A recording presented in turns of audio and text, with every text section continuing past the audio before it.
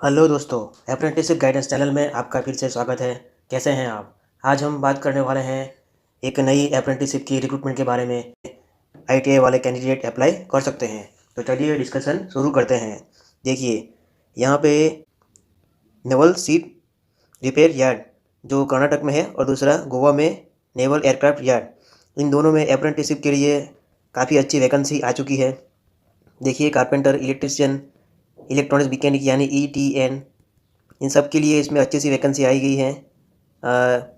एक ऐसे ट्रेड भी है ICTSM, information communication technology maintenance, ICTM, इनके लिए भी अच्छी वैकेंसी आई है। देखो, एक और बहुत अच्छी बात इसमें है, मैकेनिक डीजल और दूसरा वेल्डर। मैंने देखा है कि ये जो दो ट्रेड हैं, यानी कि 1 साल वाले जो ट्रेड हैं ITI में, उसमें कैंडिडेट का जो एज है वो 90% केस में 18 ईयर्स कंप्लीट नहीं होता है। यानी कि अगर कुछ कैंडिडेट का 17 ईयर्स और 4 मंथ है, किसी का 6 मंथ है, मतलब 18 ईयर्स अभी उनके ख़त्म नहीं हुए होते हैं। जिन लोगों का 1 साल का ट्रेड होता है वो, मतलब मैं सबका बात नहीं कर रहा हूँ, कुछ कुछ कैंडिडेट ऐसे हैं, ऑलमोस्ट 90% ऐसे होते ही हैं।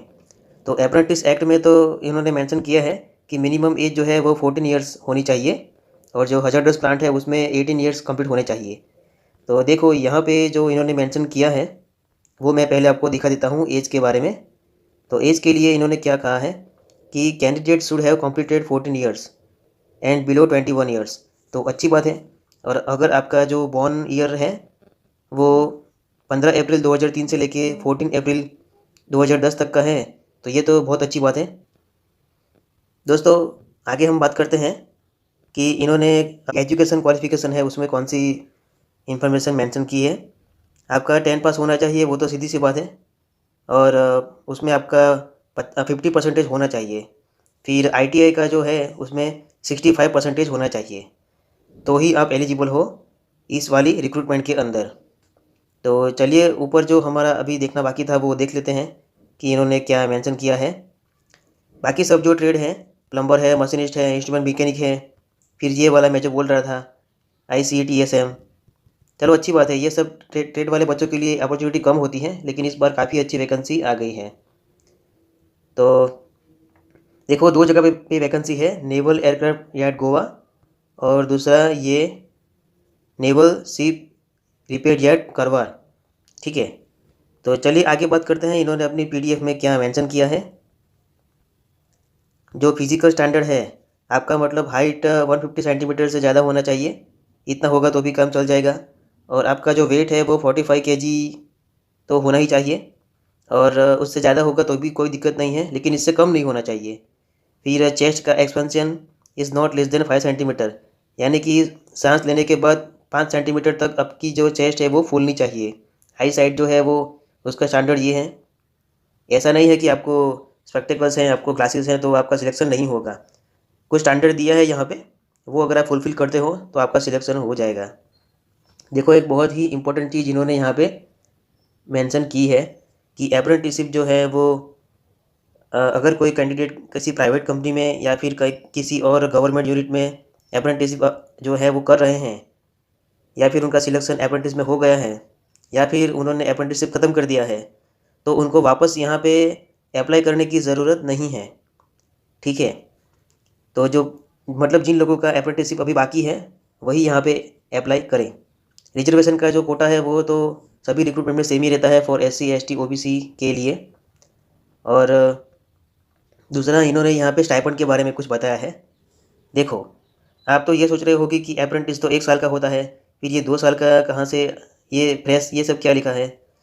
मतलब जिन लोगों का ITI में 1 साल का ट्रेड होता है उन लोगों को 7,700 स्टाइपेंड मिलेगा, और जो 2 साल के ट्रेड वाले बच्चे हैं जैसे कि फिटर है, मशीनिस्ट है, उन लोगों को 8,050 स्टाइपेंड मिलेगा। और जो लोग 10th पास हैं लेकिन उन लोगों ने ITI नहीं किया है, तो ऐसे केस में उनका 2 साल का कॉन्ट्रैक्ट बनेगा। तो यहाँ पे स्टाइपेंड कैसे दिया जाता है, मान लो कि आपका सिलेक्शन जनवरी की 1 तारीख से होता है, ये मैं आपको समझाने के लिए बोल रहा हूँ। तो जनवरी से लेके मार्च तक आपको स्टाइपेंड मिलेगा 2,500, फिर अप्रैल से लेके दिसंबर तक आपको स्टाइपेंड मिलेगा 5,000, और बाद का जो नेक्स्ट ईयर है यानी कि दूसरा साल, उसमें आपको स्टाइपेंड मिलेगा 5500। देखो ये तो ये वाला केस कब आएगा, मान लो कि जो ITI वाले बंदे हैं किसी ट्रेड में, उन्होंने अप्लाई नहीं किया है और 10 पास वाले ने अप्लाई किया है, ठीक है। तो अगर ऐसा केस अगर आता है तो की बात है, लेकिन यहाँ पे सब बच्चे ITI वाले हैं तो इनका सिलेक्शन तो ITI से ही हो जाएगा। और आपको अप्लाई कैसे करना है, सबसे ज़रूरी बात। तो देखिए सबसे पहले यहाँ पे लिखा है कि जो भी बच्चे अप्लाई करने वाले हैं उनको पहले रजिस्ट्रेशन करना है www.apprenticeshipindia.gov.in पे। अब रजिस्ट्रेशन में आपको एक बात ध्यान में रखनी है कि आपके पास जो आधार कार्ड है वो आधार कार्ड आपके मोबाइल नंबर के साथ लिंक होना चाहिए। क्यों? क्योंकि यहाँ पे आपका एक OTP आएगा, OTP आप एंटर करोगे, उसके बाद आपका eKYC होगा और आपका बैंक में एक अकाउंट भी होना चाहिए आपके नाम पे। और दूसरी बात एक आपको ध्यान में रखनी है कि आपका प्रोफाइल 100% होगा तो ही आपका कॉन्ट्रैक्ट बन पाएगा। कॉन्ट्रैक्ट कब बनेगा? जब आप डॉक्यूमेंट वेरिफिकेशन के बाद आपका फाइनल लिस्ट में नाम आएगा उसके बाद, ठीक है। तो ये प्रोफाइल कैसे बनानी है इसके बारे में भी एक वीडियो मैंने बनाया है, तो चलिए वो वीडियो का लिंक और वीडियो कहाँ से देखना है वो देख लेते हैं। तो दोस्तों ये रहा अप्रेंटिसशिप गाइडेंस चैनल का स्क्रीनशॉट और ये यूट्यूब का पेज है। यहाँ पे हमें जाना है प्लेलिस्ट में। प्लेलिस्ट में जाने के बाद यहाँ पे कैंडिडेट रजिस्ट्रेशन का एक ऑप्शन है प्लेलिस्ट, उसमें आप जाओगे तो ITI apprentice profile registration free, ये वाला वीडियो देख के आपको अपना प्रोफाइल अच्छे से बनाना है। तो चलिए वापस चलते हैं हमारी PDF में। तो हम बात कर रहे थे प्रोफाइल के बारे में। देखो प्रोफाइल में अगर आपको कोई दिक्कत आती है, मान लो आपने 1 या 2 ID से 2-3 बार प्रोफाइल बना दी और वो ठीक से नहीं हो रहा, तो आप कमेंट करें। अगर मुझसे कुछ आपका प्रॉब्लम सॉल्व हो जाता है तो वो मैं कर दूंगा, ठीक है। आगे बात करते हैं। देखो यहाँ पे इन्होंने कुछ प्रोसीजर दिया है कि आपको कैसे क्या करना है। आपको सिर्फ एक बात ध्यान में रखनी है कि आपका जो प्रोफाइल है वो 100% कंप्लीट हो जाना चाहिए। और दूसरा आपका एक रजिस्ट्रेशन नंबर बनेगा जो अप्रेंटिस के A से शुरू होगा और पीछे कुछ डिजिट लिखे होंगे, यानी कि 1 2 3 4 5 6 7 ऐसा करके आपका एक यूनिक नंबर बनेगा, वो आपको नोट कर लेना है। और दूसरी बात, इसे हम बोलते हैं कैंडिडेट प्रोफाइल, आपको उसका प्रिंट भी ले लेना है। क्यों? क्योंकि यहाँ पे उन्होंने मेंशन किया है, इन्होंने कहा है कि आपका जो कैंडिडेट प्रोफाइल है उसका प्रिंट निकाल के आपको ये वाले एड्रेस पे सेंड करना है। देखो ये जो बोल्ड लेटर में लिखा है यहाँ पे आपको ये सारे डॉक्यूमेंट जो है वो सेंड करने हैं। लास्ट डेट कौन सी है वो भी हम देख लेते हैं। तो लास्ट डेट है 12 नवंबर 2023। उससे पहले आपको 10th की मार्कशीट, ITI की मार्कशीट और अगर उसका सर्टिफिकेट है तो वो भी अटैच करना है, जेरॉक्स कॉपी। फिर आपका कोई कास्ट सर्टिफिकेट है, उसके बाद अगर आप PH कैंडिडेट हैं और आपका जो आधार का कॉपी है वो भी आपको यहाँ पे अटैच करना है, ठीक है। और जो ये जो लिखा है सेल्फ अटेस्टेड, इसका मतलब है आपको सभी जेरॉक्स कॉपी पे आपके साइन करने हैं, ठीक है। ऐसे लिखना है सेल्फ अटेस्टेड, और ऐसा लिखने के बाद यहाँ पे नीचे आपको आपका जो भी साइन आता है वो करना है। और दूसरा यहाँ पे इन्होंने मेंशन किया है कि ये सर्टिफिकेट भी आपको साथ में हाँ, यानी कि एक पेज पे के ऊपर आपको ये प्रिंट निकाल के या फिर टाइप करके आपका जो भी सिग्नेचर है, नेम है, आधार नंबर है, ये सब मेंशन कर देना है, ठीक है।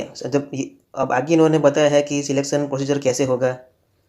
तो देखिए इन्होंने मेंशन किया है कि जो प्राइमरी सिलेक्शन होगा मार्क्स के हिसाब से, यानी कि आपने जो पोर्टल पे अपना प्रोफाइल बनाया है उसमें आपका जो मार्क्स है उस जो आपका 10th का मार्क्स है और ITI का मार्क्स है उसके हिसाब से एक मेरिट लिस्ट बनेगा और उन सब कैंडिडेट को रिटन एग्ज़ाम के लिए बुलाएंगे, ठीक है। और वो रिटन एग्ज़ाम कब होगा? तो जनवरी में होगा 2024 में। और जो कॉल लेटर है फॉर रिटन एग्जामिनेशन वो एलिजिबल कैंडिडेट को ईमेल के थ्रू मिल जाएंगे, ठीक है। तो आपको ये सब बातें ध्यान में रखनी है। और general science and general knowledge और ये सब ये सिलेबस का पार्ट है आपकी जो एग्ज़ाम होगी उसमें। और एक बात इन्होंने यहाँ पे मेंशन की है कि एक क्वेश्चन का 1.5 मार्क्स है और इसमें कोई नेगेटिव मार्किंग नहीं है, यानी कि आप गलत करते हो तो उसका नेगेटिव मार्किंग नहीं जाएगा, मतलब गलत का मार्क्स नहीं मिलेगा लेकिन उसका नेगेटिव नहीं जाएगा। चलो अच्छी बात है। और पेपर का जो मीडियम है वो इंग्लिश में है और दूसरा हिंदी में है। और सिलेक्शन जो है, जो फाइनल मेरिट लिस्ट, वो एग्ज़ाम का जो मेरिट है उसके बाद बनेगा।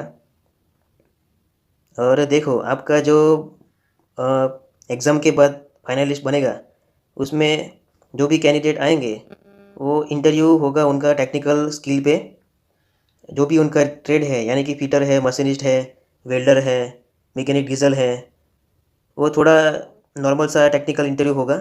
और उसके बाद जो सिलेक्ट होंगे एकदम फाइनल वाले लिस्ट में, उनको ईमेल के थ्रू ये कांटेक्ट करेंगे और बाद में इनका कॉन्ट्रैक्ट बनेगा। तो चलिए, ये तो बाद में आपका पुलिस वेरिफिकेशन, मेडिकल का और जो भी है वो तो बाद में आएगा। यहाँ पे हॉस्टल फैसिलिटी भी अवेलेबल है दोनों जगह पे। तो यहाँ पे गोवा वाले केस में लिखा है कि यहाँ पे हॉस्टल फैसिलिटी अवेलेबल नहीं है। तो ये ऊपर वाले केस में है, करवार में। तो अच्छी बात है। आगे हम देखते हैं इन्होंने अपनी पीडीएफ में क्या मेंशन किया है। तो यहाँ पे ये पीडीएफ ख़त्म होती है। अगर आपको ये वीडियो अच्छा लगा है तो इस वीडियो को आप शेयर करें। कोई भी आपको दिक्कत होती है इस रिक्रूटमेंट के रिगार्डिंग, तो यहाँ पे आप ईमेल भी कर सकते हैं। तो इसी नोट के साथ इस वीडियो को ख़त्म करते हैं। Thank you very much for discussion.